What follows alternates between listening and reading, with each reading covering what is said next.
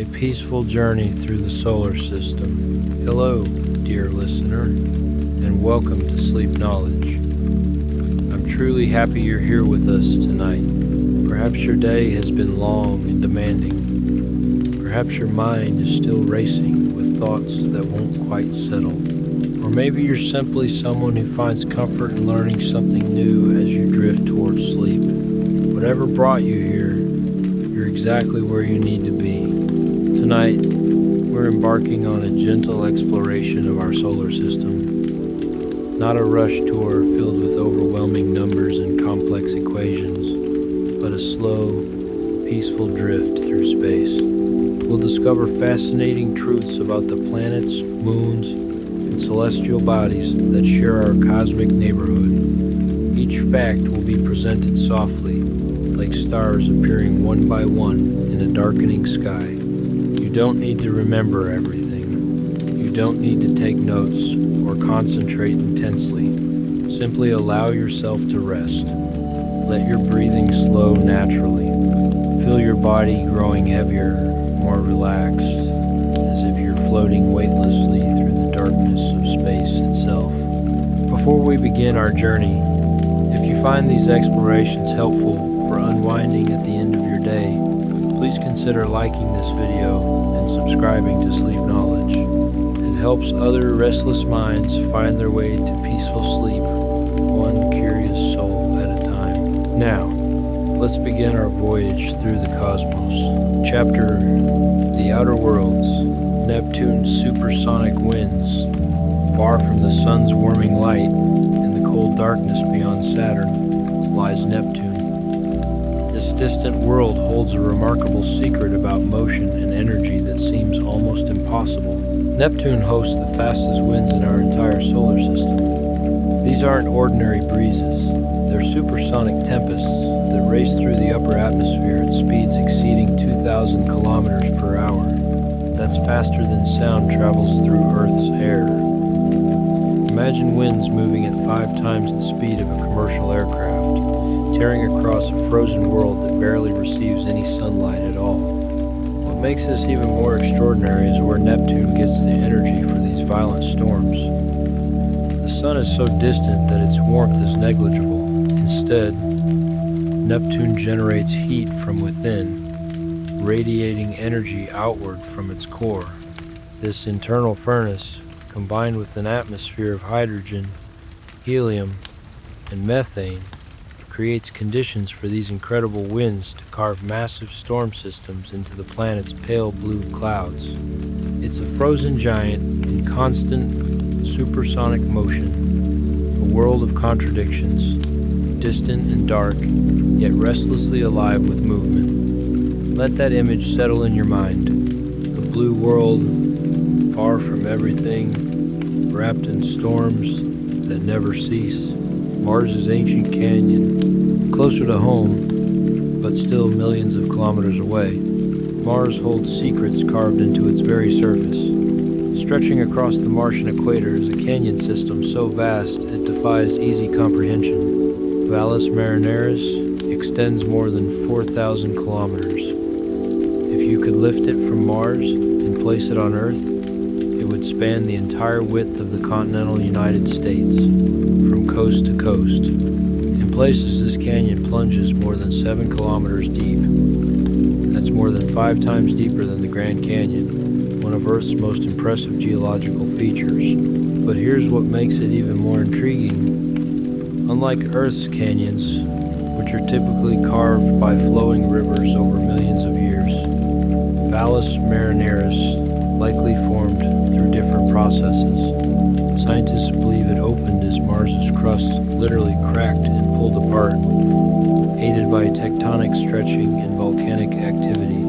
It's a scar on Mars's surface, a reminder of a violent geological past now frozen in silence and time.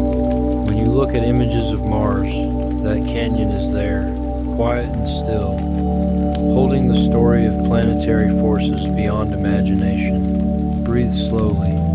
Imagine standing at the edge of that vast canyon, looking across distances so great they disappear into the Martian haze. Venus without a magnetic shield. Venus is often called Earth's twin because the two planets are similar in size, mass, and composition. But Venus is missing something crucial, something that makes Earth habitable and protected. Venus has no magnetic field. On Earth, our magnetic field is generated deep within the planet, where molten iron in the outer core moves and flows, creating what scientists call a dynamo effect. This invisible shield extends far into space, deflecting dangerous particles from the solar wind and protecting our atmosphere from being stripped away. Venus doesn't have this protection. Its core may be sluggish or possibly even solid, unable to generate the same kind of magnetic field. Without this shield, Venus's atmosphere is constantly bombarded by solar radiation. Over billions of years, this relentless assault has stripped away lighter elements, fundamentally changing the planet's character. This absence helps explain Venus's transformation. Scientists believe that long ago, Venus may have been more Earth-like, with oceans and moderate temperatures. But without a magnetic field, it became the scorching, hostile world we see today. A planet-wide furnace hidden beneath thick clouds. Sometimes, what we lack shapes us as much as what we possess. Diamond rain on ice giants. Deep within the atmospheres of Uranus and Neptune, something truly extraordinary might be happening. Something that sounds more like fantasy than science. Diamonds may be raining down toward these planets' cores. Here's how it could work. These ice giants have thick atmospheric layers rich in methane gas. Deep below the visible cloud tops, the pressure becomes immense and temperatures soar. Under these extreme conditions, scientists believe the methane molecules can break apart, releasing carbon atoms. These freed carbon atoms, compressed by unimaginable forces, can transform into crystalline structures. They form tiny diamonds, which then drift downward through the deep blue darkness, falling like glittering snow toward the planetary core. Laboratory experiments have actually simulated this process, showing that under the right conditions, hydrocarbons can indeed condense into diamond. If this theory is correct, then storms of sparkling crystals might be drifting through the atmospheres of distant worlds right now, unseen and untouched, beautiful and strange. Let yourself imagine that, the slow fall of diamonds through blue darkness, silent and eternal. Chapter Earth's unique features, plate tectonics. Our own planet has a feature that sets it apart from every other world we've discovered. It's not immediately visible from space, but it's one of the most important characteristics for life as we know it. Earth is the only planet with plate tectonics. Beneath our feet, the planet's crust is broken into massive plates that slowly drift atop the flowing mantle. These plates collide, separate, and slide past each other, creating earthquakes, building mountain ranges, and opening ocean basins. This constant, gradual motion does something crucial. It recycles carbon dioxide, helping regulate Earth's climate over vast periods of time. Mars and Venus show some surface fractures and volcanic features, but their crusts appear to be single, unmoving shells. They're geologically stagnant by comparison. Without plate tectonics, these worlds can't regulate their atmospheres in the same way Earth does. This system of moving plates may be a key reason Earth remains habitable. It drives the long-term cycles that stabilize temperature, support vast oceans, and enable continents to shift and change over hundreds of millions of years. Our planet isn't just alive with life. It's geologically alive, constantly reshaping itself in slow motion. The ground beneath you, solid as it seems, is actually moving, slowly, imperceptibly, carrying you on a journey that spans eons. Earth's density. Of all the planets in our solar system, Earth has a unique distinction. It's the densest planet, packing more mass into each cubic centimeter than any other world. This high density comes from Earth's internal structure. Deep within our planet lies a core rich in iron and nickel, surrounded by a mantle of heavy silicate rock. Earth's average density is about 5.5 grams per cubic centimeter, higher even than massive Jupiter. Despite that planet's far greater size, this density plays a crucial role in generating Earth's magnetic field. The motion of molten iron in the outer core creates electric currents, which in turn produce the magnetic shield that protects our planet from solar radiation. Our planet's internal structure is compact, heavy, and layered. This architecture shapes not just Earth's gravity, but its geology and its ability to support and protect life. We're held by something solid, something real, something dense enough to anchor us in space. Water in 3 states. Earth is unique in that liquid water, ice, and water vapor all coexist naturally on its surface. Ice caps and glaciers, oceans and lakes, clouds and atmospheric moisture all exist simultaneously. This balance is crucial for life and is maintained by Earth's distance from the Sun, its atmospheric pressure, and its relatively stable climate. Other worlds may have water in isolated forms, ice on Mars, possible subsurface oceans on Europa, vapor in Venus's atmosphere, but none show the same dynamic, planet-wide presence. On Earth, water flows, freezes, and evaporates in a never-ending cycle, a life-sustaining dance that shapes weather, climate, and ecosystems. Balance is rare and precious. Earth's protective magnetic field surrounding our planet is an invisible but crucial feature. The magnetic field generated by the movement of molten iron in Earth's outer core. This magnetic field extends thousands of kilometers into space, creating a protective shield called the magnetosphere. It deflects charged particles from the solar wind, preventing them from stripping away our atmosphere. Without this protection, Earth might have become more like Mars, which lost much of its atmosphere after its magnetic field weakened or disappeared. The solar wind would gradually erode our air, making the planet inhospitable to life. Earth's magnetic field also creates beautiful side effects. It funnels some solar particles toward the poles, where they interact with atmospheric gases to produce auroras, those shimmering curtains of light that dance across the sky in shades of green, red, and violet. Our magnetosphere is a dynamic, invisible shield, essential for preserving both life and climate over geological time. We're protected in ways we don't always see or think about.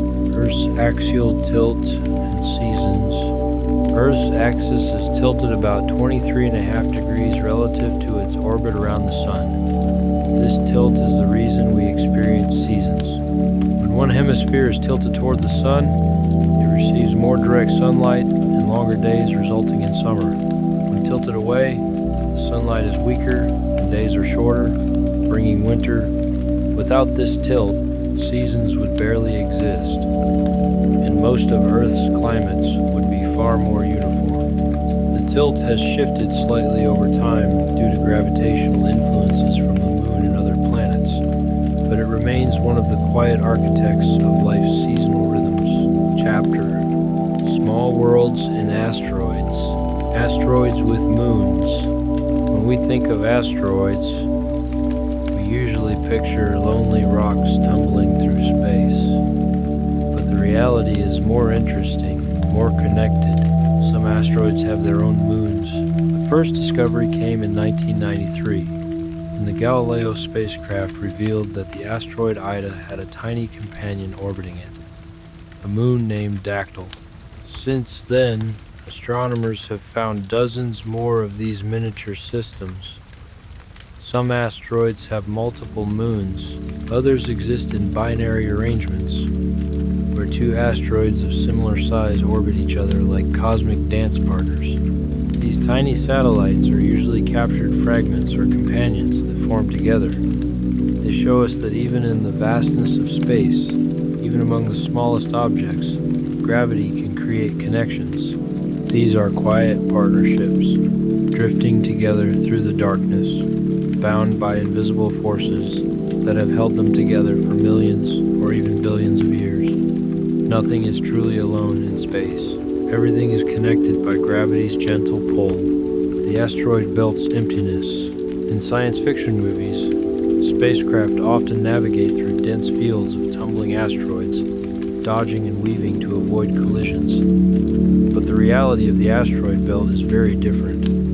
The belt, located between Mars and Jupiter, is mostly empty space. Yes, it contains millions of rocky bodies, fragments left over from the solar system's formation, but they're separated by enormous distances. The spacecraft passing through the asteroid belt would almost never encounter an obstacle. In fact, several probes have crossed the belt without incident, often without even seeing an asteroid close-up, unless they were specifically targeted for a visit. The entire mass of the asteroid belt is less than 5% that of Earth's moon. Its largest members, Ceres and Vesta, account for most of that mass. The rest are scattered fragments, ancient building blocks that never coalesced into a planet. The belt is vast, yes, but it's also lonely, with each asteroid drifting in its own orbit, rarely coming close to neighbors. Space is, above all else, spacious. Rubble pile asteroids. Not all asteroids are solid chunks of rock. Many are actually loose collections of rubble, stones, and dust held together only by their own weak gravity. These structures, called rubble piles, form when larger asteroids are shattered by collisions. The fragments slowly drift back together over time, creating a loosely bound aggregate rather than a solid body. Rubble pile asteroids can have large internal voids. They can spin in unusual ways, and they can change shape under stress or impact. Missions like Hayabusa 2 and OSIRIS-REx visited such asteroids and confirmed their delicate, porous nature. When these spacecraft touched the surface to collect samples, they nearly sank into the loose material. These asteroids aren't monolithic relics. They're chaotic assemblages, ancient drifting ruins of early planetary construction that barely hold themselves together as they orbit the sun. Sometimes things that seem solid are actually fragile collections barely holding together. Both asteroid and dwarf planet located in the asteroid belt between Mars and Jupiter, Ceres is the largest object in that region. It's so large, in fact, that it qualifies as a dwarf planet. Discovered in 1801, Ceres is spherical. Unlike smaller asteroids, it may contain a subsurface layer of briny water or mud. NASA's Dawn spacecraft revealed mysterious bright spots on its surface, deposits of salt possibly left behind by evaporating water. Ceres is a hybrid world, either quite planet or typical asteroid, offering glimpses into the early ingredients of planetary formation. Categories aren't always clear. Some things exist in between. Vesta's planetary structure.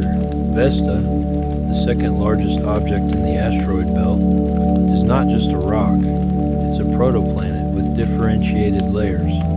Beneath its surface lies a mantle and a dense metallic core, similar to the internal structure of Earth and other terrestrial planets. This means Vesta once had enough internal heat to melt and separate into layers, a process called planetary differentiation. The giant impact that carved out the Sylvia crater at its south pole may have exposed some of these deeper layers. Vesta is a frozen fossil, planetary building block that never quite made it to full planet status. Chapter Mercury, Mercury's ghostly exosphere. Mercury, the closest planet to the Sun, is a world of extremes. Scorching during its long days, freezing during its equally long nights.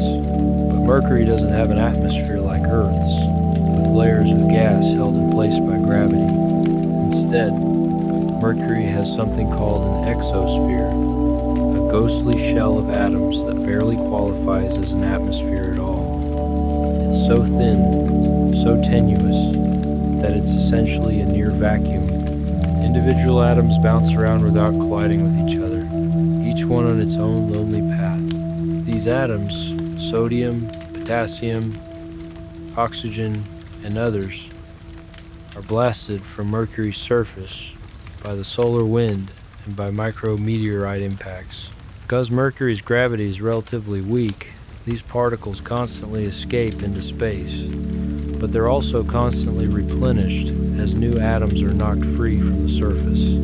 The result is a shimmering, invisible envelope around the planet. You couldn't see it with your eyes, but with the right instruments, you can detect it, a ghostly presence, a whisper of an atmosphere, clinging to a sun-baked world. Even the most barren places have something, some trace of existence, however faint. Ice in Mercury's shadows. Mercury experiences some of the most extreme temperature variations in the solar system during its long day. Surface temperatures can soar above 400 degrees Celsius. At night, they plummet to minus 180 degrees. Yet despite these extremes, Mercury hides ice. At the planet's poles, deep inside craters that never receive sunlight, temperatures remain cold enough for water ice to exist. These permanently shadowed regions act like natural freezers, preserving ice for millions of years, perhaps billions. Radar reflections from spacecraft like Messenger have confirmed the presence of these bright, icy patches. Scientists believe the water may have arrived from comet impacts billions of years ago, or possibly from ancient volcanic outgassing. In the heart of one of the hottest planets in our solar system, ice survives, locked in eternal darkness, shielded by crater walls from the relentless blaze of the nearby sun. Even in the harshest places, there are pockets of gentleness. Mercury's oversized core. Mercury is a small planet, but it has an unusually large metallic core. This iron-rich center makes up about 80% of the planet's radius, a much larger proportion than seen in Earth, Venus, or Mars. Why does Mercury have such a disproportionate core? Scientists aren't certain, but there are theories. One possibility is that Mercury once had a thicker rocky mantle that was stripped away by a giant impact early in its history. Another theory suggests that Mercury formed close to the Sun, where conditions favored the accumulation of heavier elements like iron. Lighter, rocky materials may have been blown away by intense solar radiation before they could accumulate. The result is a planet with a thin crust, a massive core, and an unexpectedly weak magnetic field. Mercury is a metal-heavy survivor from the solar system's chaotic youth. What we're made of affects everything we are and everything we become. Mercury's orbital proof of relativity. For centuries, astronomers noticed something odd about Mercury's orbit. Its perihelion, the point where it comes closest to the Sun, slowly shifted over time in a way that Newtonian physics couldn't fully explain. In 1915, Albert Einstein's theory of general relativity provided the answer. According to relativity, massive objects like the Sun warp space-time itself, subtly altering planetary paths. The small but measurable effect on Mercury's orbit matched Einstein's predictions exactly, becoming one of the first experimental confirmations of his revolutionary theory. A quirk in the motion of a small, scorched planet helped prove one of the most profound insights in physics. Small details can reveal great truths. Chapter Venus. Venus's backward rotation. Among all the planets in our solar system, Venus stands apart in a strange and fundamental way. It rotates backward. Most planets spin in the same direction they orbit the Sun, a motion called prograde rotation. But Venus spins in the opposite direction, known as retrograde rotation. On Venus, if you could stand on its surface and survive the crushing heat and pressure, you would see the sun rise in the west and set in the east. Even stranger, Venus rotates incredibly slowly. A single day on Venus, one complete rotation on its axis, takes 243 Earth days. Meanwhile, Venus completes an orbit around the Sun in only 225 days. This means a day on Venus is actually longer than its year. Scientists aren't certain why this happened. One theory suggests a massive collision early in Venus's history altered its spin. Another possibility is that tidal interactions with the Sun slowly flipped its axis over billions of years. Whatever the cause, Venus is a slow-turning world with a reversed rhythm, dancing to its own peculiar tempo. Sometimes things move in unexpected directions. That's okay. A Venusian day longer than its year. On Venus, time moves strangely. The planet has one of the slowest rotations in the solar system. It takes 243 Earth days for Venus to spin once on its axis. Meanwhile, Venus completes an orbit around the Sun in only 225 Earth days. This creates an odd situation where a single Venusian day, from one sunrise to the next, is actually longer than a Venusian year. Time is tangled on Venus, with days outlasting years. The sluggish rotation contributes to Venus's extreme surface conditions. With such slow spin, heat distribution is poor. Combined with the thick carbon dioxide atmosphere and crushing pressure, Venus becomes a world of slow, simmering heat. Days and nights on Venus unfold at a pace that seems almost geological, measured not in hours but in months. Time doesn't always move the way we expect it to. Venus's extreme heat. Although Mercury is closest to the Sun, Venus holds the record for the hottest surface temperatures in the solar system. Surface temperatures exceed 460 degrees Celsius, hot enough to melt lead. This extreme heat is due to Venus's thick atmosphere, composed mostly of carbon dioxide. This creates a runaway greenhouse effect, trapping heat and preventing it from escaping. Meanwhile, Mercury, despite its proximity to the Sun, has almost no atmosphere and cools rapidly on its night side. Venus's heat isn't just about distance from the Sun. It's about atmosphere and the power of trapped radiation. Venus without moons. Among the rocky planets, only Mercury and Venus lack natural satellites. Mercury's proximity to the Sun may explain its lack of moons. The Sun's gravity would disrupt any lunar orbit, but Venus's situation is more puzzling. It's roughly the same size as Earth, which has a large moon, yet Venus orbits alone. Some theories suggest Venus may have once had a moon that fell back into the planet or was lost in a collision. Others argue that Venus's slow retrograde rotation might prevent stable orbits from forming.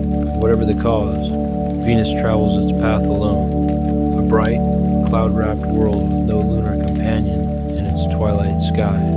Some journeys are traveled alone. That's okay too. Chapter Mars. Mars's rusty appearance.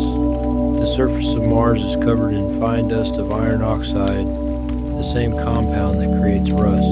Over billions of years, iron-rich material has oxidized in the thin Martian atmosphere, giving the planet its distinctive reddish hue. The dust is so pervasive that it colors the sky during storms and coats nearly everything.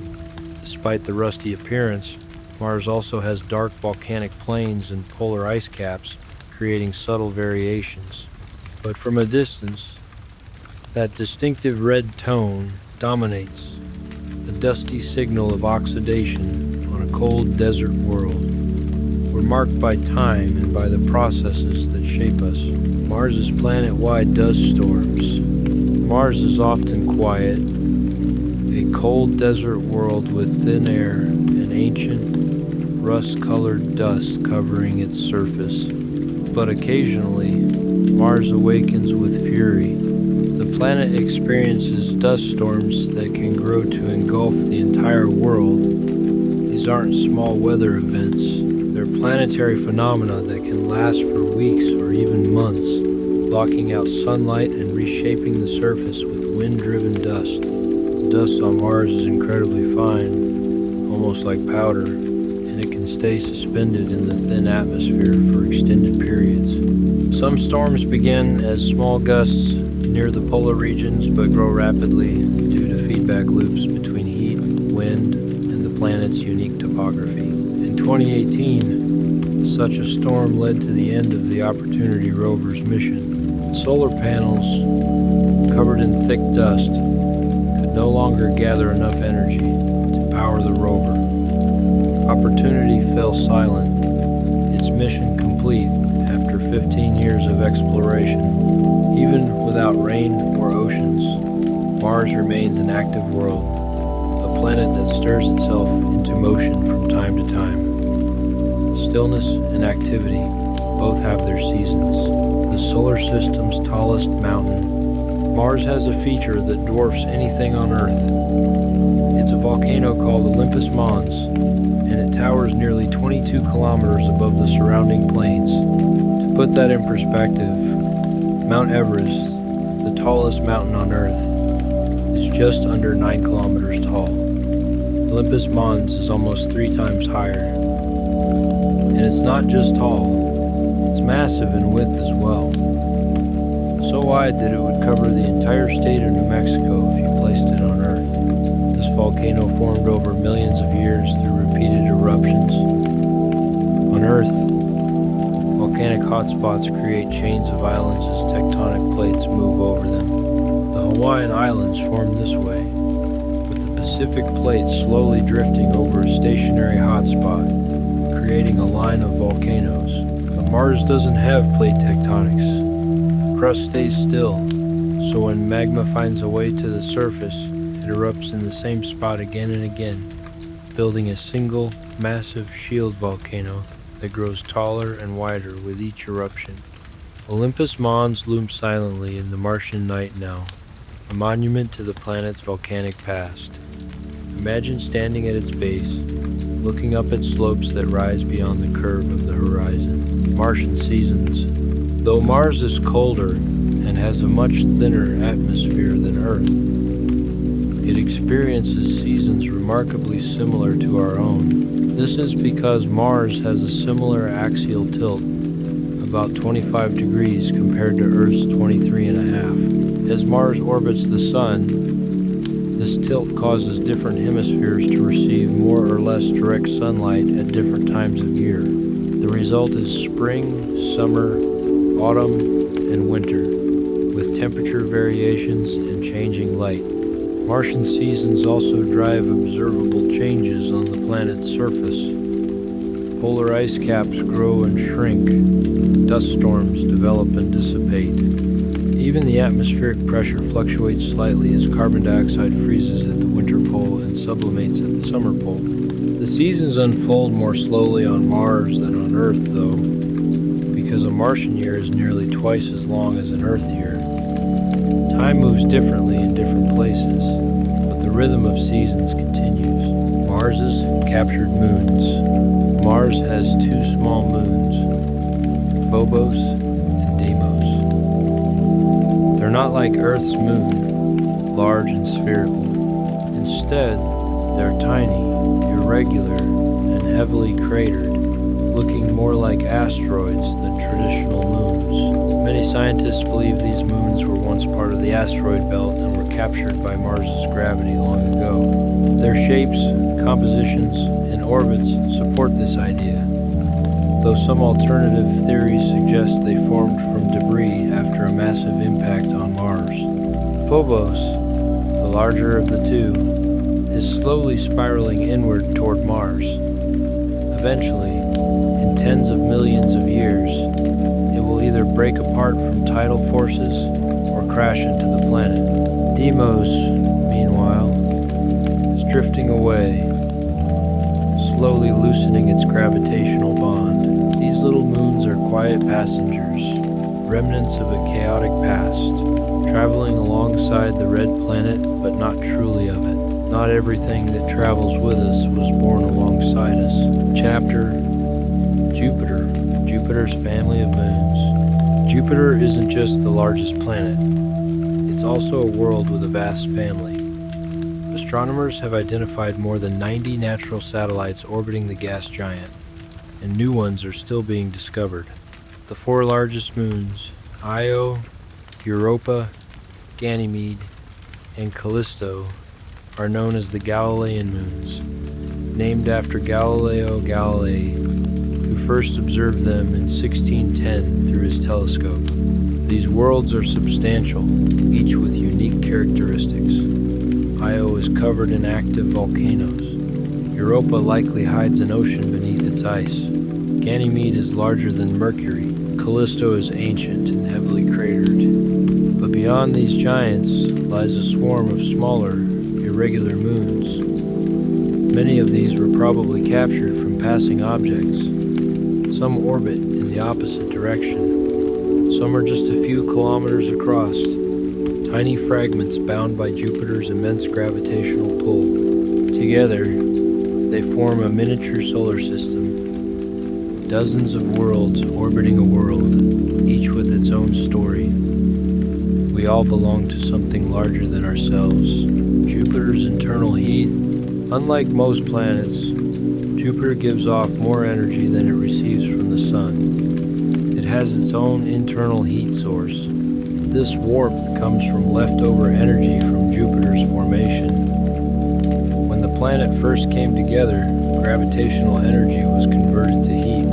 Over billions of years, Jupiter has been slowly cooling, but it's still releasing that primordial warmth. The planet also continues to contract slightly under its own gravity, generating additional heat through compression. This internal energy drives Jupiter's turbulent weather systems, powering its giant storms and creating the swirling bands of clouds that give the planet its distinctive appearance.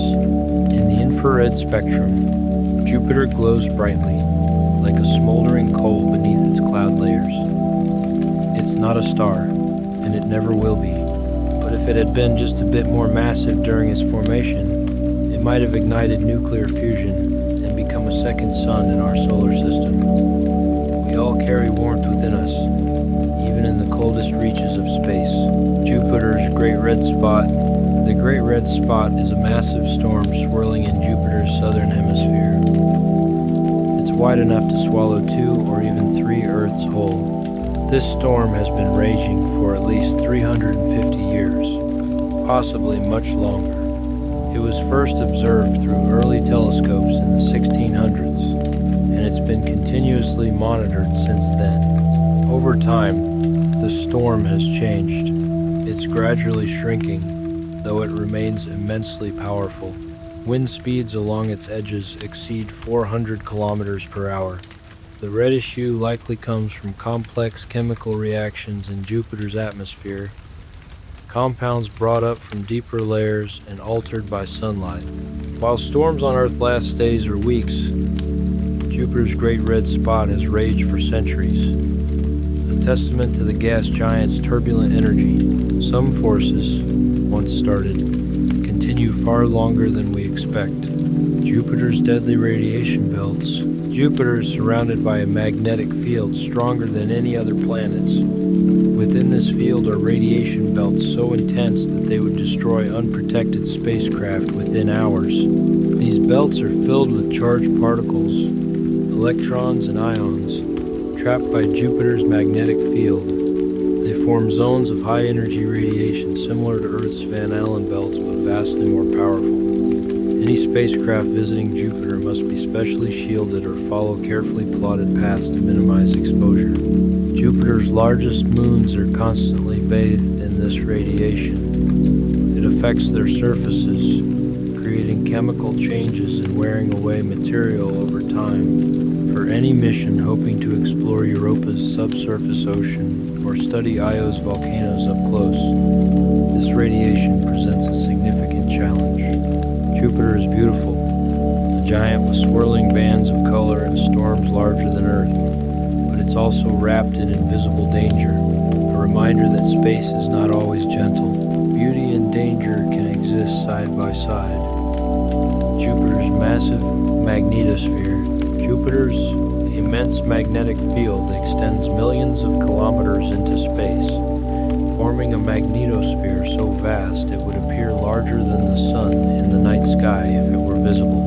This field is powered by electric currents in the planet's metallic hydrogen interior. Within the magnetosphere, charged particles zip along magnetic lines, creating intense radiation belts, massive auroras, and fierce electrical storms. The field captures particles from Io's volcanic eruptions and shapes the orbits of nearby moons. For spacecraft, the radiation here is a major hazard.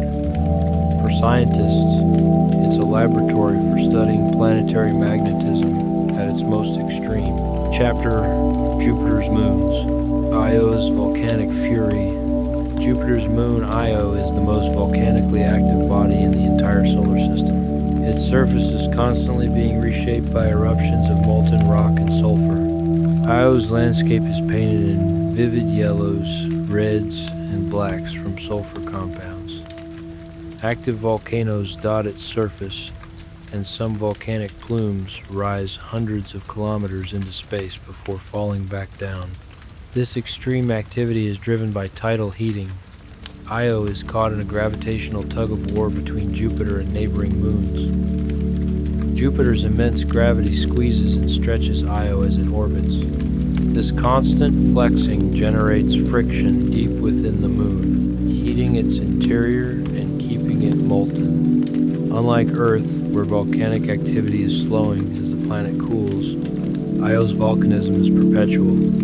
Its surface is young, constantly refreshed by new eruptions. It's a lava-lit moon with a molten heart, forever restless. Some things are shaped by forces beyond themselves, pulled in different directions, forever changing. Europa's hidden ocean. Beneath the frozen surface of Jupiter's moon, Europa lies one of the most intriguing secrets in our solar system. Strong evidence suggests there's a vast ocean of liquid water hidden beneath the ice. Europa's surface is covered in a shell of ice, but this ice is marked with dark lines, ridges, and chaotic terrain. Signs that something beneath is moving, shifting, and breaking through. Tidal forces from Jupiter's immense gravity flex Europa's interior, generating heat through friction. This heat may be enough to keep the subsurface ocean from freezing solid. Spacecraft have detected magnetic signatures and chemical traces that support this ocean hypothesis. And what makes Europa especially fascinating to scientists is the possibility that this hidden sea could harbor life. Imagine it. A dark alien ocean, warmed from below by tidal heating, sealed beneath kilometers of ice, yet potentially rich with the chemical ingredients necessary for biology. No sunlight reaches these depths, but on Earth, we've discovered thriving ecosystems around hydrothermal vents on the ocean floor, places where life exists without any light at all. Europa might be home to similar environments, a secret world of water in the darkness, waiting to reveal its mysteries. Sometimes the most profound things are hidden from view. Europa's moving ice. The surface of Jupiter's moon Europa is covered in a shell of ice crisscrossed with dark lines, ridges, and chaotic terrain. These features suggest the ice may be moving, breaking, sliding, and and even subducting like Earth's tectonic plates. If true, Europa would be the only known body besides Earth with active plate-like motion. The process could help cycle nutrients between the surface and the ocean below, increasing the moon's habitability. The driving force is likely tidal flexing from Jupiter's gravity, which continually needs Europa's interior. It's a frozen world, but not a static one. The largest moon. Jupiter's moon Ganymede holds an impressive title. It's the largest moon in the entire solar system, even bigger than the planet Mercury. With a diameter of over 5,000 kilometers, Ganymede is a complex world.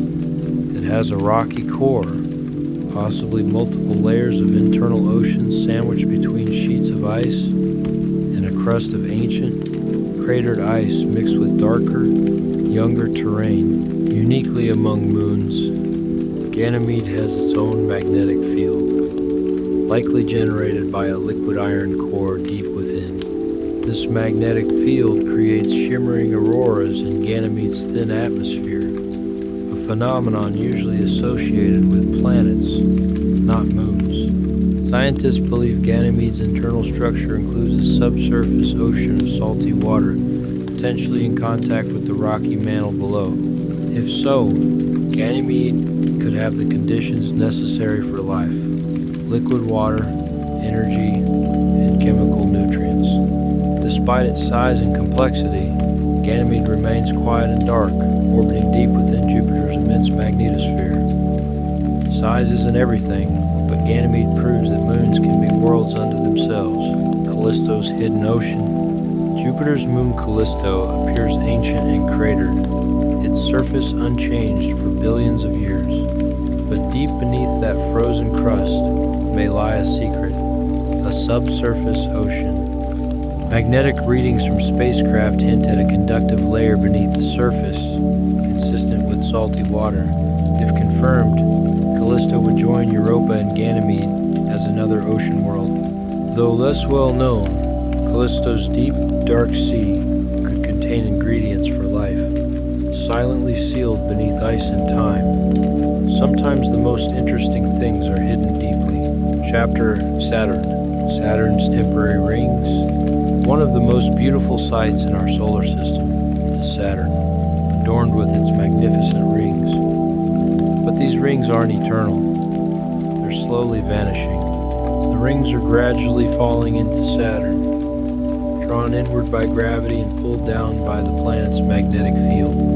This process, called ring rain, involves streams of ice particles and electrically charged material drifting toward the planet over time. Observations from the Cassini spacecraft, which spent years studying Saturn before plunging into its atmosphere, suggest that the rings may be relatively young by cosmic standards, perhaps less than 100 million years old, and they may vanish entirely within another few 100 million years. Though they seem timeless to us, though they've been a feature of Saturn for all of human history and long before, the rings are temporary. They're a spectacular show of a one-day fade, leaving Saturn bare and unadorned. Even the most beautiful things are temporary. That's what makes them precious. Saturn's paper-thin rings. Saturn's rings are one of the most iconic features in our solar system. They stretch more than 280,000 kilometers across, yet they're astonishingly thin. In most places, the rings are less than 100 meters thick. That's thinner than many tall buildings. If you could turn the rings sideways and look at them edge-on, they would nearly disappear from view, like a sheet of paper seen from its edge. The rings are made mostly of water ice, with particles ranging in size from tiny grains of dust to boulders the size of houses. Their flatness is maintained by Saturn's gravity and the influence of small shepherd moons that orbit within and near the rings. From a distance, the rings appear solid and substantial, but up close, they're delicate and ethereal, billions of individual fragments held in precise orbital harmony. Strength and delicacy can exist together. Saturn's low density. If you could place Saturn in a giant cosmic bathtub, it would float. Not because it's hollow, but because its average density is less than that of water.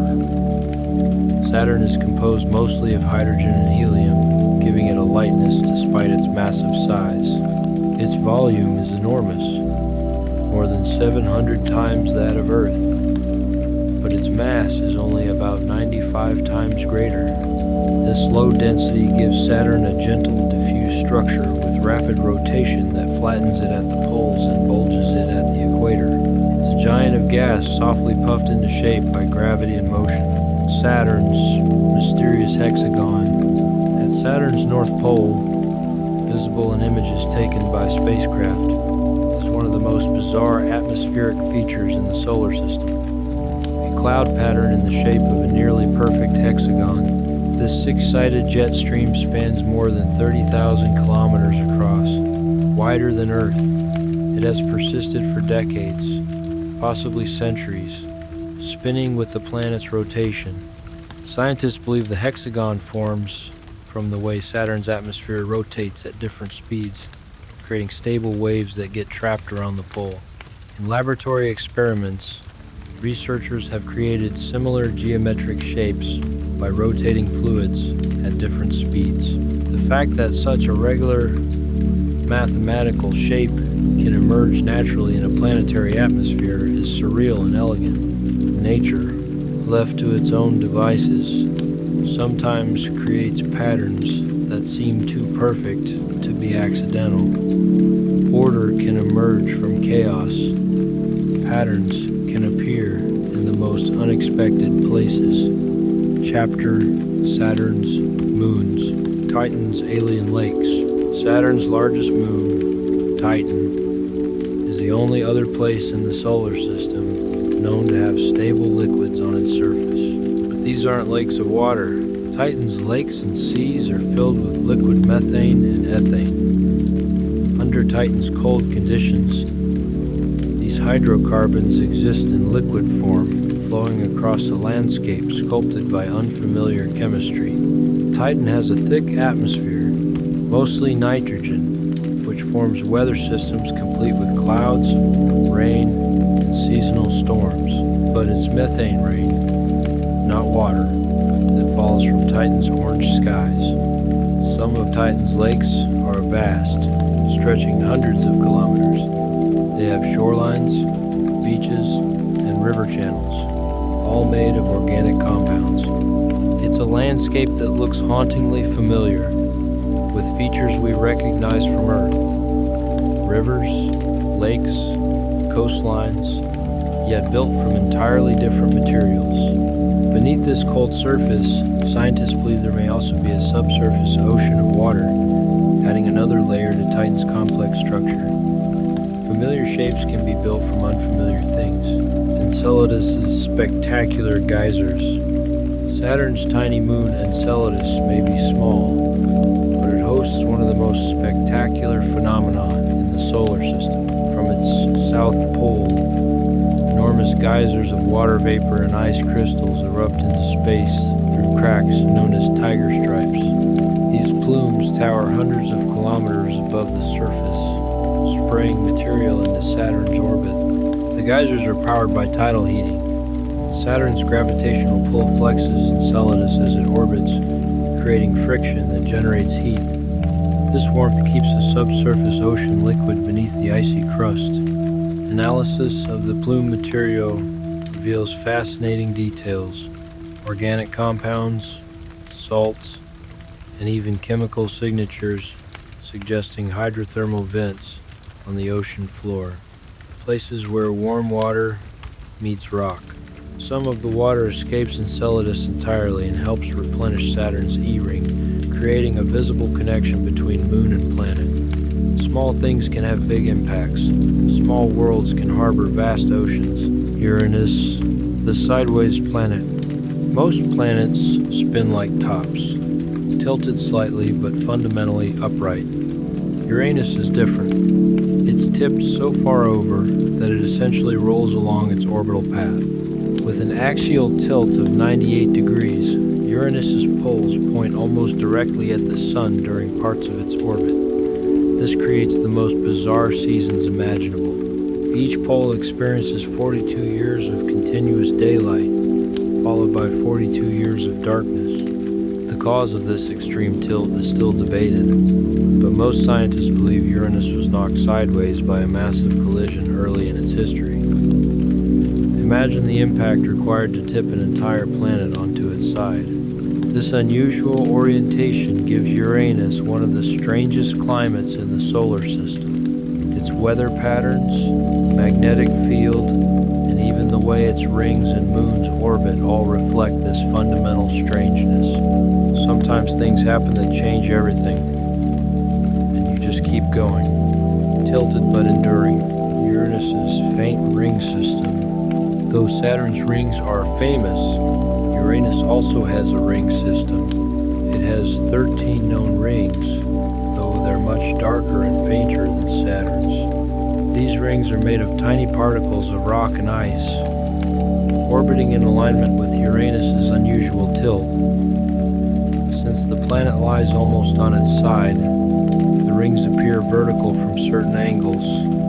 Some rings are narrow and sharp-edged, possibly shaped by small shepherd moons that maintain their structure. The rings weren't discovered until 1977, when they blocked the light of a background star during a stellar occultation.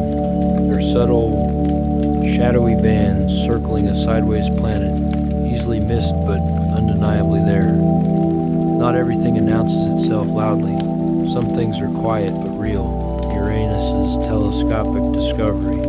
Unlike the planets visible since ancient times, Uranus wasn't officially identified until 1781, when astronomer William Herschel observed it through a telescope. At first, he thought it might be a comet, but further observations confirmed its planetary nature. Uranus became the first planet discovered in modern times, expanding the known boundaries of the solar system. Its discovery marked a shift from naked-eye astronomy to instrument-based exploration. New tools reveal new worlds. Chapter: Neptune. Neptune's discovery through mathematics. Neptune holds a unique place in the history of astronomy. It was not discovered by someone looking through a telescope and noticing a new point of light. Instead, it was discovered through mathematics. In the 1,840 seconds, astronomers noticed irregularities in Uranus's orbit. The planet wasn't moving quite as it should, according to Newton's laws of gravity. These tiny deviations suggested the presence of another massive body, an unknown planet whose gravity was tugging on Uranus. Two mathematicians, working independently in England and France, used these observed irregularities to calculate where this hidden planet should be. They predicted its location based purely on mathematics and gravitational theory. When astronomers pointed their telescopes at the calculated position, Neptune was there, exactly where the math said it would be. It was a triumph of celestial mechanics, a demonstration that invisible forces could be mapped and predicted through numbers alone. Neptune became the first planet found on paper before being seen through glass. Sometimes we discover things not by seeing them, but by understanding the patterns they create. Neptune's internal heat. Although Neptune lies far from the Sun, receiving only a fraction of the warmth that Earth enjoys, Neptune is not a frozen, inert world. It radiates about 2.6 times more energy than it receives from the Sun. This internal heat drives powerful winds and storm systems, including the fastest winds recorded anywhere in the solar system. The exact source of Neptune's internal heat remains uncertain.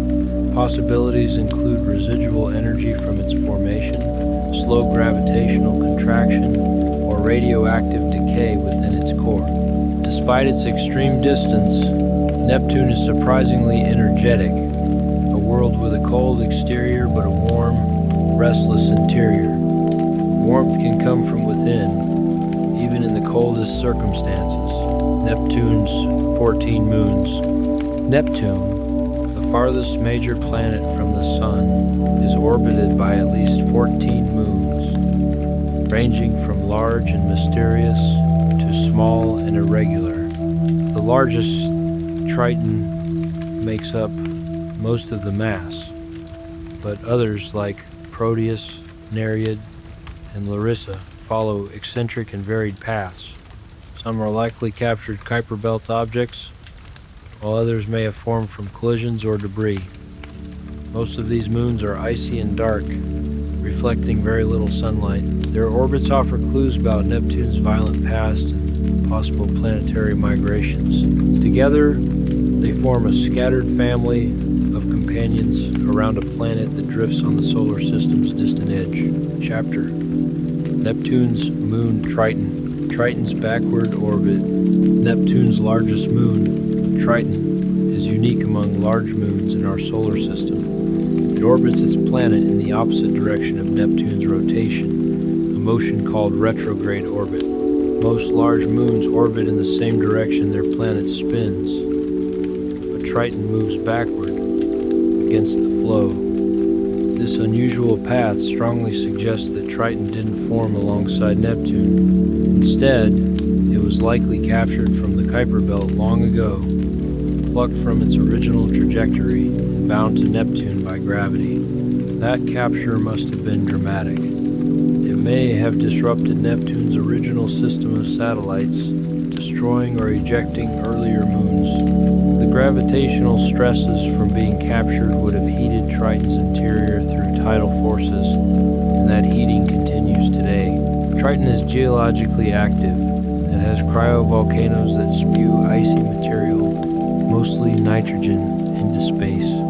It has a thin atmosphere that changes with the seasons, sometimes freezing onto the surface, sometimes sublimating back into gas, cold, distant, and moving in reverse. Triton is a world that defies expectations at every turn. Sometimes we end up where we don't expect, captured by forces we didn't anticipate, but we adapt. Chapter: Pluto and the Kuiper Belt. Pluto's possible ocean. When the New Horizons spacecraft flew past Pluto in 2015, it revealed a world far more complex and interesting than anyone expected.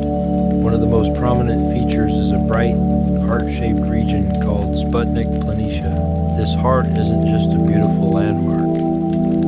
It may be the surface expression of something profound beneath. Evidence suggests that a layer of liquid water might exist under Pluto's icy crust. Though Pluto is far from the Sun and cold enough to freeze nitrogen on its surface, internal heat from radioactive decay and the insulating properties of thick ice layers above could keep a subsurface ocean in a liquid or slushy state. The weight and shape of Sputnik Planitia, along with apparent geological activity, hint at a hidden sea beneath. If this ocean exists, Pluto joins a growing list of worlds, Europa, Enceladus, Ganymede, that may harbor vast amounts of liquid water far beneath frozen surfaces. Even in the frozen reaches beyond Neptune, a hidden ocean may quietly persist, warmed by the slow decay of radioactive elements. Warmth can exist in unexpected places. Pluto's seasonal atmosphere. Though Pluto is small and cold, it has a thin atmosphere composed mostly of nitrogen, with traces of methane and carbon monoxide. When Pluto approaches the Sun in its elliptical orbit, surface ices warm up and sublimate into gas, forming a hazy envelope around the planet. But as Pluto moves farther from the Sun, the atmosphere cools and collapses, freezing back onto the surface like frost. This cycle repeats over Pluto's 248-year orbit. During the New Horizons flyby in 2015, Pluto's atmosphere was visible as a layered blue haze backlit by the Sun, a fleeting breath of warmth around a world that spends most of its time in deep cosmic winter. Even the coldest places have moments of warmth, brief seasons of change. Pluto's unusual orbit. Although Pluto is usually considered the most distant of the dwarf planets, it planet's orbit is so elliptical that sometimes it actually comes closer to the Sun than Neptune. This last happened between 1979 and 1999. For those 20 years, Pluto was temporarily the 8th closest object to the Sun instead of the 9th, with Neptune farther out. You might think this would lead to a collision eventually, but it won't. Pluto and Neptune are in orbital resonance. For every 3 orbits Neptune completes, Pluto completes exactly 2. This mathematical relationship keeps them in a stable gravitational dance, their paths never crossing. It's a delicate balance governed by celestial rhythm and the precise mathematics of orbital mechanics. Pluto and Neptune will continue this choreography for as long as the solar system exists, always near each other in cosmic terms, but never colliding. Even chaos has patterns. Even disorder follows rules we're only beginning to understand. More dwarf planets than classical planets, beyond Neptune, in the cold reaches of the outer solar system, lies a scattered population of icy worlds. Many of these objects are large enough to qualify as dwarf planets. Pluto is the most famous, the world that captured public imagination before being reclassified. But Pluto is just one among many. Eris, Haumea, Makemake, and others share this classification. More candidates are constantly being discovered in the Kuiper Belt and beyond. In fact, the number of dwarf planets likely exceeds the number of classical planets by a significant margin. These small, round worlds are relics of the early solar system, ancient and largely untouched by the processes that shaped the inner planets. Though they orbit in cold shadows, far from the sun's warmth, they hold clues to the formation of everything we know. They're frozen archives, time capsules from the era when our solar system was young. There's always more than we initially thought. The universe is full of hidden members of the family, the Kuiper Belt's frozen archive. Beyond Neptune stretches a wide ring of icy objects known as the Kuiper Belt. It extends billions of kilometers outward from the Sun and is home to countless frozen bodies. This region contains Pluto, Eris, Haumea, Makemake, and thousands of smaller icy worlds. These objects aren't planets or stars. They're ancient remnants from the solar system's formation, materials that never coalesced into larger worlds. The Kuiper Belt is similar in structure to the asteroid belt, but it's much farther out, much colder, and contains more primordial ice than rock. It's essentially a fossil zone, a frozen archive of the materials that built the outer solar system. These objects have remained largely unchanged for billions of years, preserved in the deep freeze of the outer solar system. By studying them, scientists can learn about conditions during the solar system's infancy. The past is preserved in the cold, reflective icy worlds. In the distant reaches beyond Neptune, the Kuiper Belt contains some of the brightest, most reflective objects in the solar system. Take Haumea, for example, a fast-spinning, football-shaped dwarf planet coated in crystalline water ice, or Eris, which reflects nearly all the sunlight that hits it, making it brighter than fresh snow. These surfaces may have been renewed by cryovolcanism, impacts, or chemical reactions. In the darkness at the edge of the sun's reach, these distant worlds gleam like cold mirrors, catching faint sunlight and reflecting it back into space. They're so far away that the sun appears as just another bright star, yet they still manage to shine. Even in the farthest, darkest places, there's light reflecting back. Chapter: The Oort Cloud and Comets. The Oort Cloud's distant embrace. Far beyond the Kuiper Belt, even beyond Pluto's farthest reach, lies a hypothetical structure that may mark the true edge of the solar system. The Oort cloud is thought to be a vast, spherical shell of icy bodies surrounding the entire solar system. Though it's never been directly observed, scientists believe it extends nearly a light year from the Sun, perhaps even farther. This distant population of frozen objects is likely the source of long-period comets, those visitors that appear from the depths of space with orbits lasting thousands or millions of years. Occasionally, a passing star's gravity or galactic tides nudge one of these icy bodies, sending it falling toward the inner solar system. If the Oort cloud exists as theorized, it marks the Sun's final gravitational boundary, a distant halo of icy wanderers at the edge of darkness. Even the Sun's reach has limits. Everything has edges, even if we can't see them. Comets from the edge. Long-period comets are some of the most mysterious visitors to the inner solar system. These are comets that appear only once every few thousand years, sometimes only once in recorded human history. They're believed to originate from the Oort cloud, a distant shell of icy debris nearly a light year from the Sun. These comets spend most of their existence drifting in darkness, far beyond the reach of the Sun's warmth, but occasionally something disturbs them. A passing star, galactic tides, or gravitational perturbations can nudge an Oort cloud object, sending it falling inward on a long, elongated orbit toward the Sun.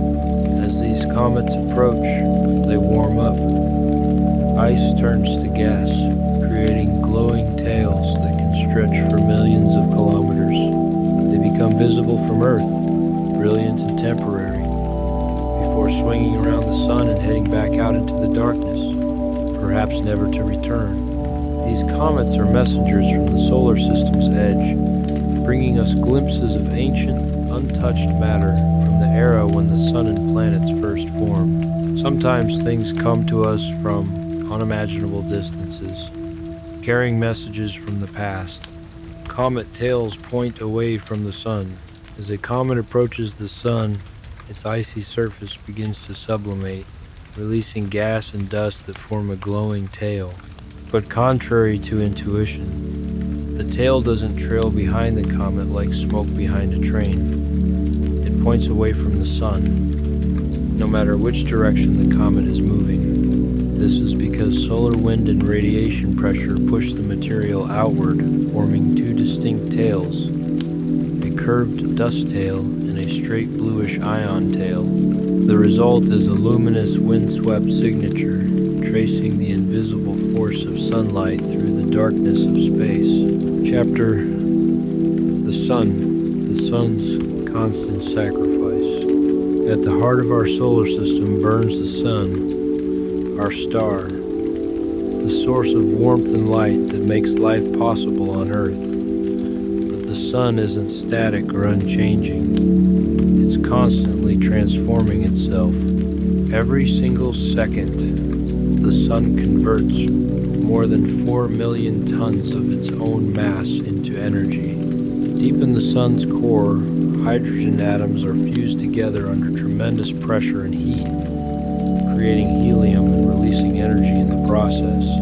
This nuclear fusion produces the light that streams outward in all directions, warming planets, driving weather systems, and fueling photosynthesis. The loss of 4 million tons every second might sound catastrophic, but compared to the Sun's total mass, it's minuscule. The Sun is so massive that it can maintain this process for billions of years without running out of fuel. Eventually, yes, it will exhaust its hydrogen supply and begin to change, swelling into a red giant. But that's billions of years in the future. For now, the Sun continues its steady burn, sacrificing tiny parts of itself with every passing moment to keep our solar system alive. Everything gives something to continue existing, even stars, the Sun's overwhelming mass. At the heart of our solar system sits the Sun, and it dominates everything, not just with light, but with sheer mass. The Sun contains more than 99.8% of all the mass in the solar system. That means everything else, all 8 planets, all their moons, all the asteroids, comets, and dust, makes up less than 1/4%. This immense mass is what creates the sun's powerful gravitational pull, binding everything in orbit, from tiny grains in the asteroid belt to distant comets in the Oort cloud. Everything is held by the sun's gravity.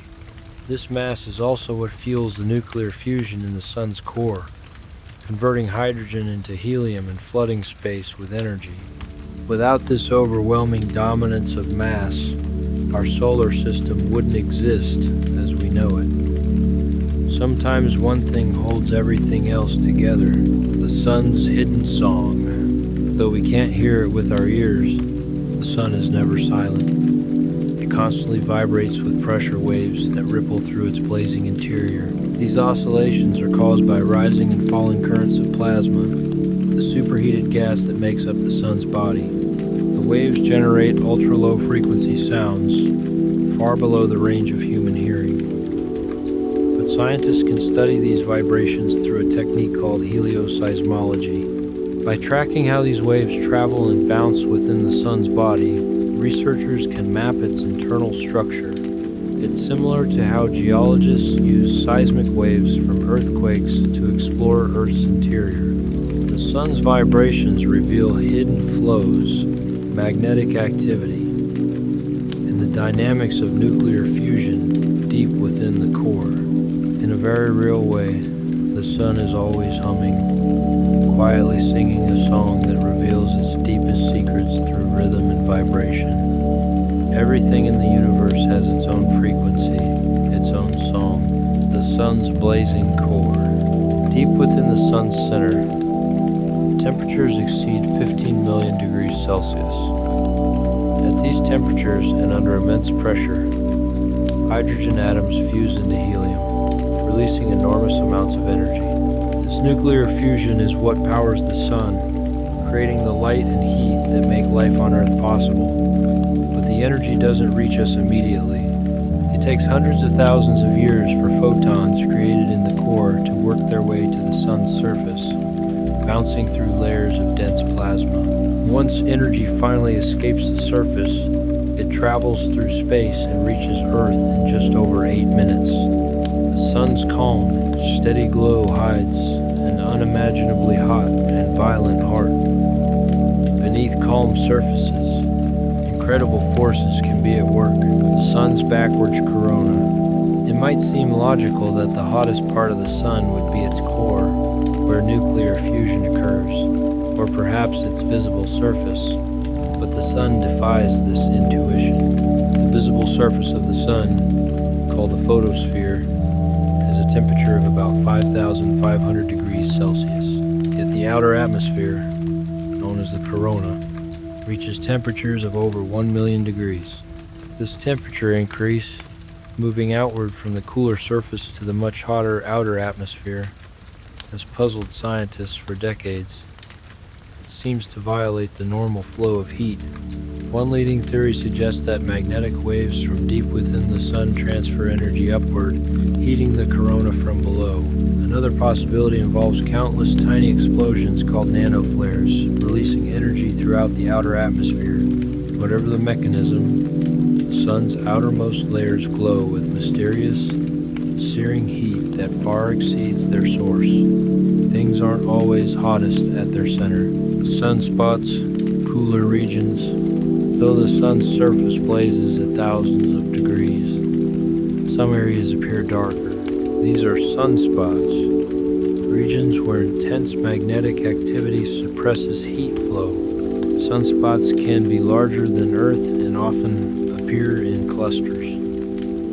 They follow an 11-year cycle, growing more numerous as the sun approaches solar maximum. Despite being called spots, they're still extremely hot, just cooler than their surroundings. They're magnetic scars on the sun's surface, revealing internal dynamics. Even the brightest things have their darker moments. The sun's magnetic reversal. Roughly every 11 Earth years, something remarkable happens to the sun. Its magnetic field completely flips. North becomes south, south becomes north. This process, known as the solar magnetic cycle, is tied to the sun's internal dynamics, the motion of electrically charged plasma deep within. As the cycle progresses, sunspot activity increases and decreases, solar flares become more or less frequent, and the overall energy output varies. At the peak of the cycle, called solar maximum, the sun is most active.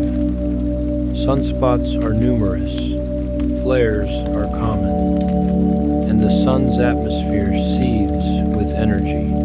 As the cycle wanes toward solar minimum, activity decreases. These cycles affect Earth in subtle but measurable ways. They influence the upper atmosphere, affect satellite communications, and drive the intensity and frequency of auroras. The sun's magnetism isn't fixed. It pulses and flows like a breathing, magnetic heartbeat. Everything cycles. Nothing stays the same forever, not even the sun. Solar flares and technology. Solar flares are sudden, powerful eruptions of energy from the sun's surface, often linked to sunspot activity. These outbursts release intense bursts of radiation across the electromagnetic spectrum, including X-rays and ultraviolet light. When directed toward Earth, they can disturb the upper atmosphere, affecting GPS systems, radio communications, and satellite operations. In extreme cases, they can trigger geomagnetic storms, potentially damaging power grids. While Earth's magnetic field offers protection, flares remind us that the sun is not a steady light bulb, but a dynamic, volatile star, one that occasionally sends ripples of energy pulsing across the solar system. The solar cycle in auroras. Auroras, the shimmering curtains of green, red, and violet light near Earth's poles, are caused by charged solar particles interacting with Earth's magnetic field and atmosphere. These displays become more frequent and intense during periods of high solar activity, which follow an 11-year cycle. During solar maximum, increased sunspot activity and solar flares send more particles hurtling toward Earth, fueling brighter auroras. During solar minimum, the lights are quieter. The sun's magnetic fluctuations ripple outward, and we see them in the skies. A reminder that space weather can paint the heavens in subtle solar brushstrokes. Sunlight takes 8 minutes to reach Earth. The light that warms your skin and brightens the sky began its journey in the sun's core, where nuclear fusion creates photons. These photons then take hundreds of thousands of years to travel from the sun's center to its surface, bouncing and scattering through dense plasma. Once they escape the surface, however, they travel the remaining distance to Earth, about 150 million kilometers in just over 8 minutes. When you watch a sunrise or look at the midday sun, you're seeing it not as it is, but as it was 8 minutes ago, a glimpse into the very recent past. The sun's composition: about 70% of the sun's mass is hydrogen and most of the rest is helium. These two lightest elements dominate its makeup and fuel the nuclear fusion at its core. Under extreme pressure and heat, hydrogen atoms are fused into helium, releasing vast amounts of energy. The remaining 1 to 2% of the sun's mass includes oxygen, carbon, nitrogen, and heavier elements, all of which originated in earlier generations of stars. Despite its brilliance and complexity, the sun is fundamentally simple in composition, a glowing sphere of primordial gases shaped by gravity and nuclear fire. The sun's eventual transformation. The sun, like all stars, will not shine forever. It has a beginning, a long middle, and eventually an end. In about 5 billion years, the sun will exhaust the hydrogen fuel in its core. When that happens, it will begin burning hydrogen in a shell around the core, causing it to expand dramatically. It will swell into a red giant, perhaps large enough to engulf Mercury, Venus, and possibly even Earth. After this red giant phase, the Sun will shed its outer layers in a beautiful shell of glowing gas called a planetary nebula. What remains will be the core, a dense, Earth-sized remnant called a white dwarf. This white dwarf will be composed mostly of carbon and oxygen, incredibly dense but no longer producing energy through fusion. It will simply glow from residual heat, gradually cooling over trillions of years. That will be the final form of our Sun, a glowing ember in the darkness, slowly fading, marking the end of its stellar journey and the transformation of our solar system. Everything has its seasons. Even stars are born, live, and eventually rest. Chapter: Boundaries and Edges. The heliopause boundary. As the solar wind flows outward from the Sun, it eventually collides with the interstellar medium, the thin gas between stars. This collision creates a boundary called the heliopause. The heliopause marks the outer edge of the Sun's influence, where solar wind pressure equals the pressure from interstellar space. Beyond this boundary, you're truly in the space between stars.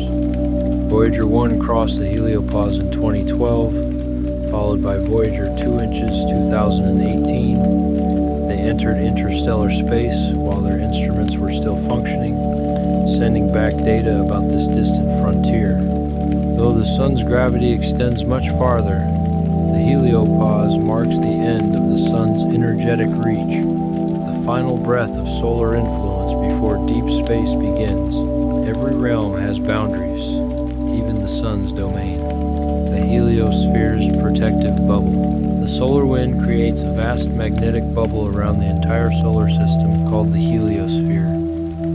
This structure shields us from some galactic radiation, deflecting charged particles from outside. The heliosphere is shaped by solar activity and the pressure of the interstellar medium. It stretches far beyond Pluto, enclosing all the planets, their moons, and countless smaller bodies. As the Sun orbits the Milky Way, the heliosphere moves with it, protecting the solar system as it drifts through different regions of interstellar space. Protection can be invisible but ever present. The edge of the solar system. The Sun's gravitational pull extends far beyond Pluto, holding on to distant comets and icy bodies in the Oort cloud. But when scientists speak of the edge of the solar system, they often refer to the boundary of the heliosphere, the region where the solar wind meets the interstellar medium. This edge, called the heliopause, marks the point where the influence of the Sun's magnetic field and particle flow ends. Gravity continues far beyond, but the energetic boundary is where the space between stars begins. It's a subtle shifting frontier, more a change in pressure than in presence, drifting through the local cloud. Our entire solar system is currently moving through a region of space called the local interstellar cloud, a concentration of gas and dust about 30 light years across. This cloud is part of a larger structure known as the local bubble, formed by ancient supernova explosions that cleared out surrounding space. As the Sun travels through this cloud at about 70,000 kilometers per hour, the heliosphere acts like a shield, deflecting interstellar material. Scientists study this interaction to understand how interstellar conditions might affect cosmic ray intensity, the shape of the heliosphere, and even long-term climate patterns on Earth. We're not sitting still in space. We're sailing, slowly and silently, through a vast galactic fog. Everything is in motion. Nothing is truly still. Leaving the solar system takes decades. Escaping the pull of the Sun is no small task. Spacecraft like Voyager 1 and 2, launched in the 1,970 seconds, have only recently entered interstellar space, a region beyond the heliopause, where the solar wind gives way to the interstellar medium. These missions took more than 40 years to reach that boundary. traveling outward at speeds over 60,000 kilometers per hour. The Voyager probes have crossed the orbits of the planets, passed through the Kuiper Belt, and continued into the dark. They carry instruments still functioning, as well as a golden record filled with sounds of Earth. They are our quiet ambassadors to the galaxy. Every journey, no matter how long, begins with a single step or a single launch. Voyager 1 sends data from interstellar space. More than 45 years after its launch, Voyager 1 continues to transmit faint signals back to Earth, even as it travels through the interstellar medium billions of kilometers from home. Its instruments measure cosmic rays, magnetic fields, and plasma density in the space between stars. Power is limited, and systems are gradually being turned off to conserve energy, but the spacecraft still functions. It uses a tiny nuclear power source and communicates via the deep space network. Every signal takes more than 20 hours to reach Earth, a whisper from the edge of human exploration. Voyager's golden record. Launched in 1977, Voyager 1 now travels through interstellar space farther from Earth than any other human-made object. Attached to its side is a golden record, a phonograph disc containing sounds and images chosen to represent life on Earth. It includes greetings in dozens of languages, music from around the world, and recordings of waves, birdsong, and laughter. Designed by a team led by Carl Sagan, the record is meant for any intelligent beings who might someday find it. It's a message in a bottle cast into the galaxy, a quiet greeting from our pale blue dot. Chapter Other Phenomena. Planetary orbits are elliptical. Although we often imagine planets moving in perfect circular paths around the sun, their orbits are actually ellipses, slightly stretched circles with the sun offset from the center. This means each planet has a point where it's closest to the sun, called perihelion, and a point where it's farthest, called aphelion. For most planets, this elliptical shape is subtle. Earth's orbit is nearly circular, so the difference between perihelion and aphelion is small. But for others, like Mercury and especially Pluto, the difference is dramatic. These worlds experience significant variations in their distance from the sun during each orbit. These orbital variations influence many things: seasons, the amount of solar radiation received, and even the speed at which planets move. When a planet is closer to the sun, it moves faster. When it's farther away, it slows down. The elliptical nature of planetary motion was first accurately described by Johannes Kepler in the 1600s, fundamentally reshaping our understanding of celestial mechanics. Paths through life aren't always circular. Sometimes they stretch and bend, and that's perfectly natural. Planetary alignments are harmless. There's a persistent myth that planetary alignments can cause earthquakes, floods, or other disasters on Earth, but there's no scientific evidence for such effects. The gravitational pull of distant planets on Earth is minuscule. Even Jupiter, the most massive planet, exerts far less gravitational influence on Earth than the Moon does.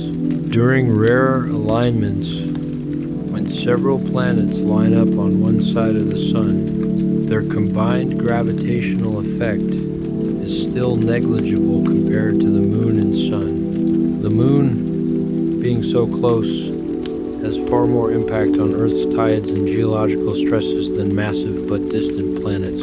Planetary alignments are beautiful, mathematically interesting events, but they're gravitationally harmless. They're a silent dance of distant worlds, elegant and predictable, but not omens or causes of disaster. Not everything unusual is dangerous. Sometimes the universe just moves in interesting patterns. Planetary rings may be temporary, though they appear timeless. Planetary rings, like those around Saturn, Jupiter, Uranus, and Neptune, may be relatively short-lived on cosmic timescales.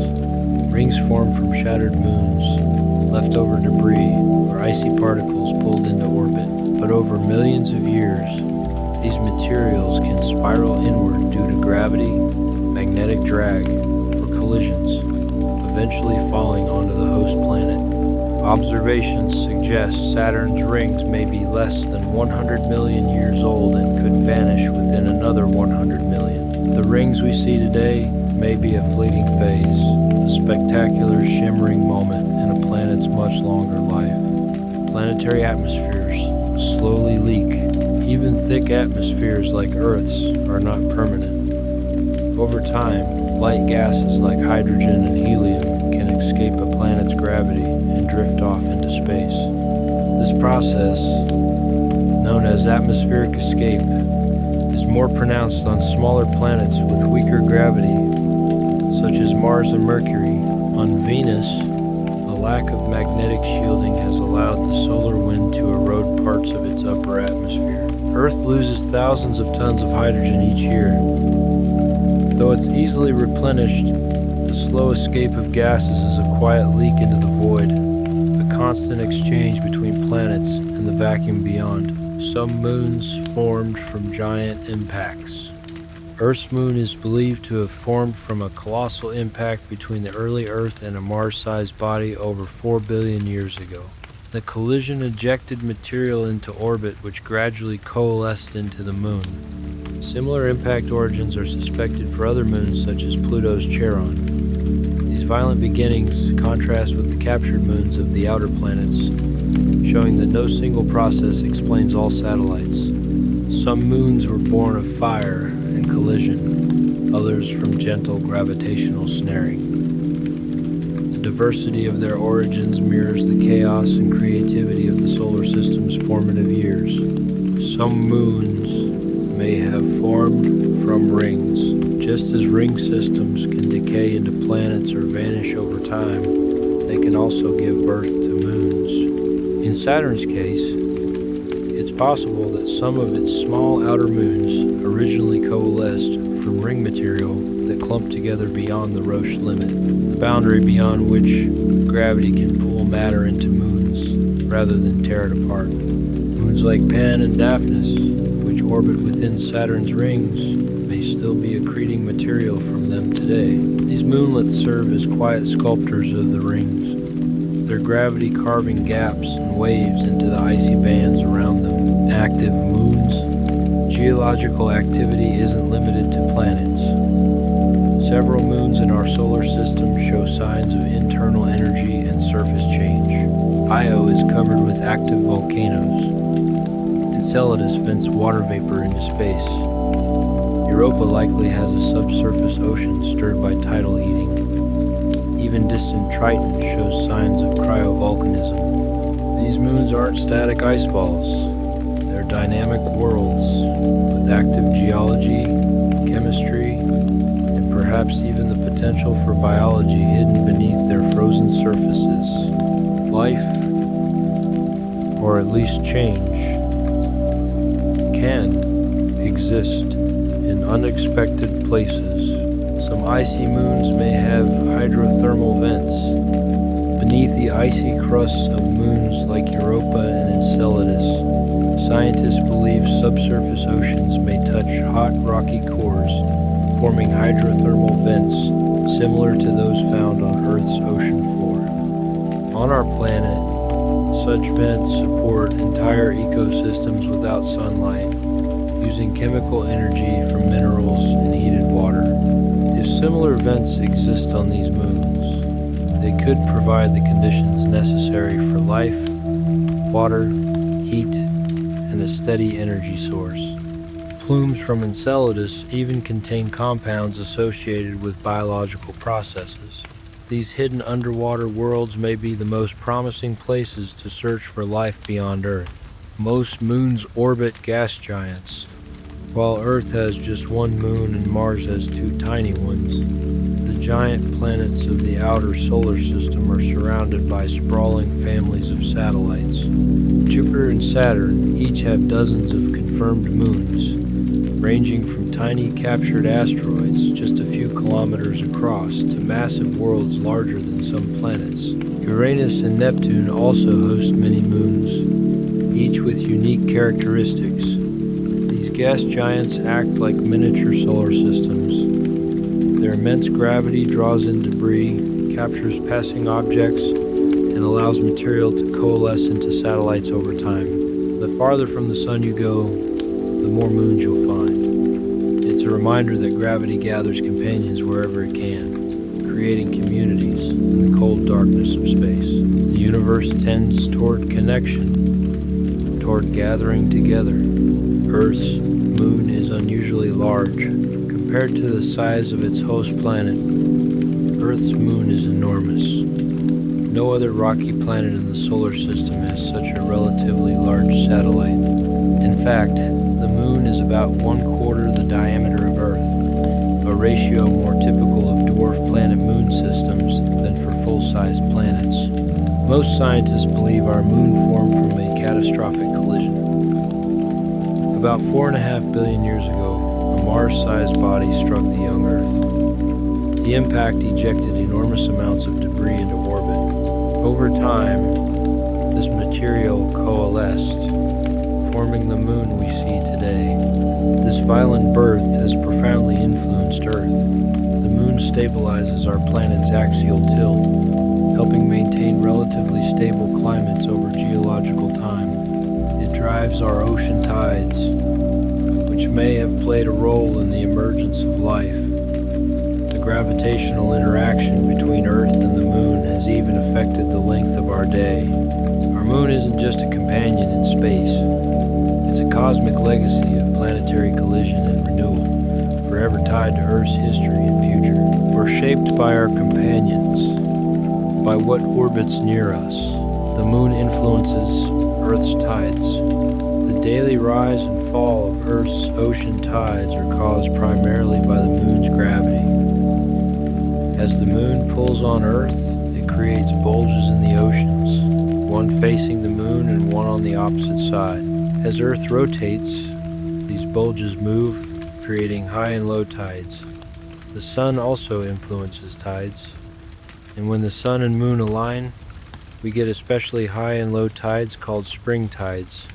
Tidal forces affect not just oceans, but also the Earth's crust, creating subtle deformations and even influence the planet's rotation. Even from a distance, we're moved by forces we can't see. The moon is slowly moving away. Each year, Earth's moon drifts about 3.8 centimeters farther away from us. The change is small, imperceptible in a human lifetime, but over millions of years, it adds up. This slow retreat is caused by tidal interactions between Earth and the moon. The moon's gravity creates tidal bulges in Earth's oceans. These bulges, through complex gravitational interactions, gradually transfer energy to the moon, pushing it outward. In the distant past, the moon was much closer to Earth. It would have appeared significantly larger in the sky. As it recedes, our days gradually lengthen. Each day on Earth is fractionally longer than it was millions of years ago. Billions of years from now, the moon's orbit will be so wide that total solar eclipses will no longer be possible from Earth's surface. The moon will appear too small to completely cover the sun. The sky is changing, even if we don't feel it. The cosmic dance continues, slowly evolving. Things drift apart gradually. That's natural. Everything changes, even orbits. The moon's surface barely changes. Without wind, rain, or active geology, the moon's surface remains almost entirely unchanged for millions, even billions of years. Footprints left by astronauts will likely remain preserved for thousands of generations. Micrometeorites and cosmic radiation are the main forces that slowly wear down the lunar landscape, causing a gradual erosion known as space weathering. Craters from ancient impacts still dominate the terrain, creating a record of collisions going back to the solar system's earliest days. The moon is not only Earth's closest neighbor, but also one of its oldest and most faithful geological archives. The moon has quakes. Though it appears still and silent, the moon occasionally trembles. These moonquakes can be caused by tidal forces from Earth's gravity, thermal expansion as the lunar surface heats and cools, or even meteorite impacts. Some quakes originate deep within the moon and can last for up to an hour, far longer than earthquakes on Earth. Data from the Apollo missions first revealed these subtle shakes, and new instruments continue to study them. Though the moon has no tectonic plates, its quakes suggest an interior that is not entirely dormant, a solid world with a quiet, pulsing heart. Earth shares its orbit with co-orbital asteroids. Although Earth orbits the Sun alone in its path, it shares its general region of space with small bodies known as co-orbital asteroids. These objects don't orbit Earth like moons, but instead follow stable looping paths near Earth's orbit shaped by gravitational interactions. Some, called Trojans, hover around stable Lagrange points ahead of or behind Earth. Others follow horseshoe-shaped paths that keep them near but never colliding. These quiet companions are often temporary, captured and released over thousands of years. Invisible to the naked eye, they drift near us in space, fellow travelers, on our yearly journey around the Sun. Hubble watches distant worlds. Though it orbits just above Earth's atmosphere, the Hubble Space Telescope has been instrumental in studying the outer planets. Hubble has captured detailed images of Jupiter's storms, tracked seasonal changes on Mars, monitored weather patterns on Neptune, and observed auroras on Saturn and Uranus. These observations complement spacecraft flybys, providing long-term monitoring that reveals how these worlds change over years and decades. From its quiet perch in low Earth orbit, Hubble watches not only distant galaxies but also our neighboring worlds, tracking their evolution season by season. Sometimes the best view comes from stepping back, from observing from a distance. Some asteroids and meteorites came from Mars.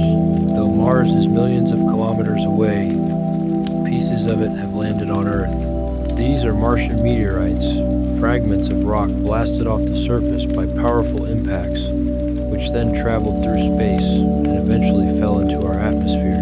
Scientists identify them by comparing their chemical makeup to data collected by Mars rovers and orbiters. Some of these meteorites contain tiny bubbles of trapped Martian air and minerals shaped by water, offering direct clues to Mars's geological and chemical history. These wayward stones are samples from another world, sent to us by nature long before any spacecraft returned the favor.